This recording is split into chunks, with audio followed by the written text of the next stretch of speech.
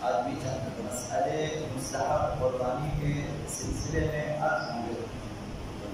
تو آج کا پہلا مسئلہ یہ ہے کہ جو شخص قربانی کرے اس کے لیے جائز ہے کہ قربانی کا 1/3 حصہ اپنے اور اپنے اہل و عیال کے لیے رکھ لے۔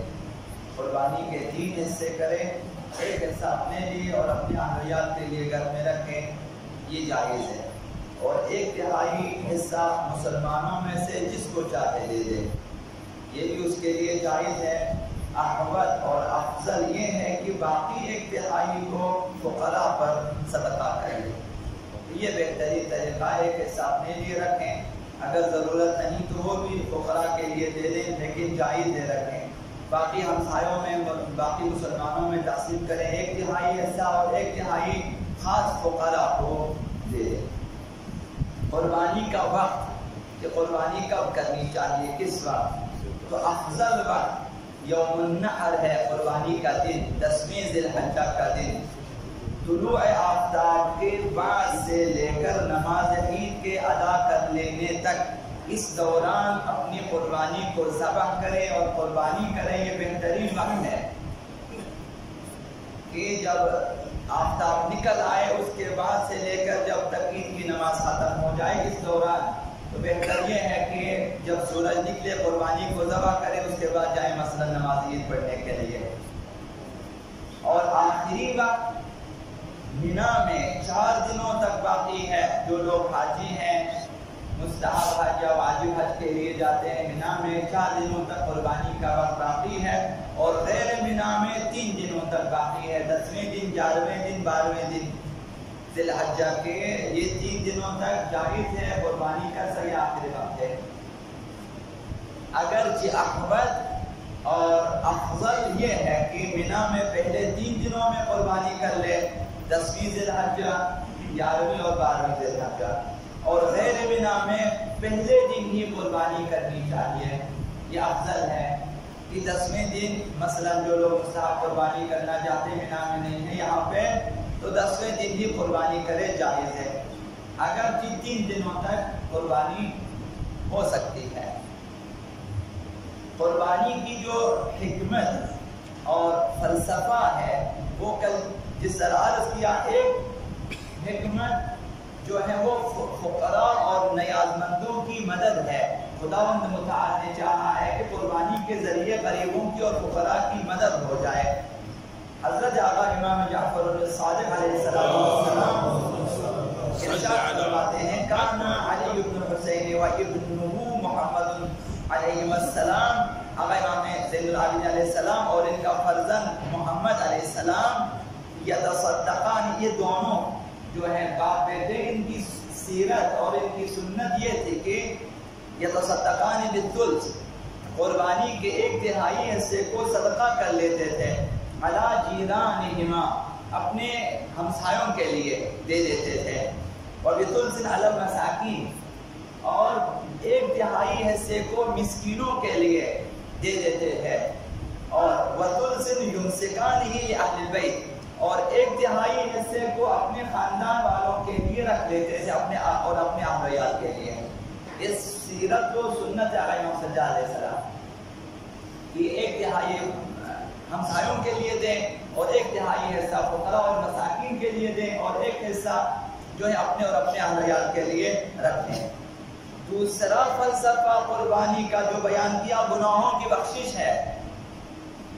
قربانی کرنے والے کے گناہ بخش دیے جاتے ہیں۔ تو اس سلسلے میں حضرت آقا امام صادق علیہ السلام ارشاد فرماتے ہیں، ان کی روایت ہے کہ فرمایا، انہ یغفر لصاحبها عند اول قطرۃ تقطر من دمها علی الارض، جب صاحب قربانی کے خون کا پہلا قطرہ زمین پہ گرتا، خداوند صاحب قربانی کو بخش دیتا ہے۔ خداوند متعال قربانی کے بہانے سے جب قربانی کو کاٹے تو جب پہلا قطرہ خون کا زمین پہ گرتا ہے، خداوند متعال اسے بخش دیتا ہے۔ اسی سلسلے میں حضرت آقا امیر المؤمنین علی بن ابی طالب علیہ السلام ان کا ارشاد گرامی ہے کہ فرمایا، لو علم الناس ما فی الاضحیہ اضحیہ، اگر لوگوں کو پتا چلے کہ قربانی میں کیا کچھ خداوند متعال نے رکھا ہے ثواب و اجر و پاداش، لستدانوا، تو یہ لوگ قرض کر لیتے، وضحوا، اور قربانی کر لیتے. اگر پیسے نہ ہوں تو وہ قرض کر لیتے اور قربانی کر لیتے. لأنه لا يغفر لصاحب الاضحیہ، چونکہ صاحب قربانی کو خداوند متعال معاف فرما دیتا ہے، بخش دیتا ہے. عند اول قطرۃ تقطر من دمها، جب قربانی کا کہ خون کا پہلا قطرہ زمین پہ گرتا ہے خداوند اسے بخش دیتا ہے. تو یہ بخشش. اور اس میں جو ہمارے لیے ایک اور مہم بات جو حضرت آقا رسول خدا صلی اللہ علیہ وسلم نے فرمایا، ہم میں سے جو بعض ہوتے ہیں مثلا جو ثروت مند ہوتے ہیں، ان کی ایک عادت ہوتی ہے وہ پیسے دے دیتے ہیں کہ بھائی میرے لیے قربانی خرید لو، پھر کسی کو کہتے ہیں میرے لیے قربانی کاٹو، پھر کسی کو دے دیتے ہیں تقسیم کر لو. خود کو معلوم ہی نہیں ہے، یعنی یہ غلط رسم ہے.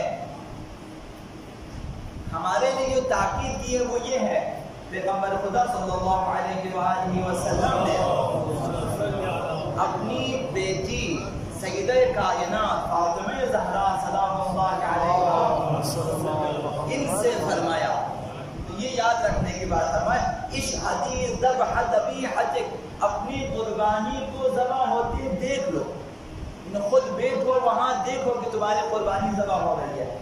یہ اپنی بیٹی سے فرمایا. فإن أول قطرة منها يغفر الله بها كل ذنب عليك، فرمایا بیٹی آپ جب اپنی قربانی کو ذبح ہوتے دیکھیں تو جب اس کے خون کا پہلا قطرہ گرتا خداوند آپ کے سارے گناہوں کو بخش دیتا ہے. تو یہ کہ دیکھنا چاہیے، دیکھنے سے آپ کے دل پہ کچھ اثر ہوتا ہے، پیسے دینے سے اثر نہیں ہوتا. پیسے دے دیں، بہترین طریقہ خود جائیں قربانی انتخاب کریں، لے آئیں، بے شک اپنے ساتھ مزدور لے کے جائیں، اور پھر بے شک قصاب کو بلا کر اگر، ورنہ یہ بہتر ہے خود ذبح کریں.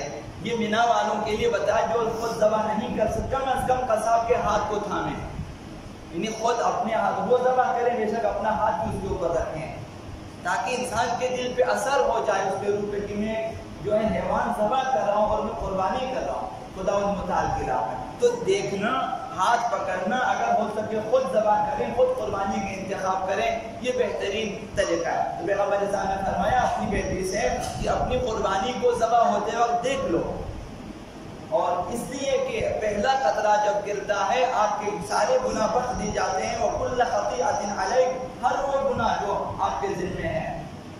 اِلَىٰ أَنْ قَالَ، یہاں تک فرمایا کہ وَهَذَا لِلْمُسْلِمِينَ عَامَّةً، یہ ثواب تمام مسلمانوں کے لیے ہے، یہ صرف آپ کے لیے نہیں ہے، سیدہ کائنات نے صرف آپ کے لیے نہیں، تمام مسلمانوں کے لیے ہی ہے کہ اپنی قربانی کو دیکھو، ذبح ہوتے دیکھو، تاکہ اس کے گناہ بخش دیے جائیں اور سارے گناہ بخش دیے جائیں. تو یہ بہترین جو ہے آداب قربانی میں سے ہے کہ آپ جائیں اپنی قربانی کا انتخاب کریں اور اپنی قربانی کو دیکھیں، قربانی کو ذبح ہوتے ہوئے دیکھیں، اور اس کے بعد جو دعا ہے قربانی کے بعد وہ بھی پڑھیں، اور اس کے بعد خداوند سے دعا بھی کریں کہ خداوند آپ کے سارے گناہوں کو بخش دے. اور یہ پہلا فائدہ، جب آپ گوشت کو تقسیم کریں گے تو دوسرا اہل و عیال کو بھی کھلائیں، اس کا الگ ثواب ہے، ہمسایوں کو دے دیں اس کا الگ ثواب ہے، اور فقراء و مساکین میں تقسیم کریں اس کا الگ سے ثواب ہے.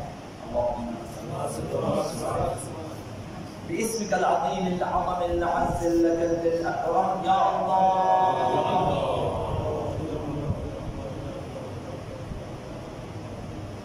يا الله يا رحمن يا رحيم يا مقلب القلوب ثبت قلوبنا على دينك. اللهم اهدنا من عندك وافض علينا من فضلك وانشر علينا من رحمتك وانزل علينا من بركاتك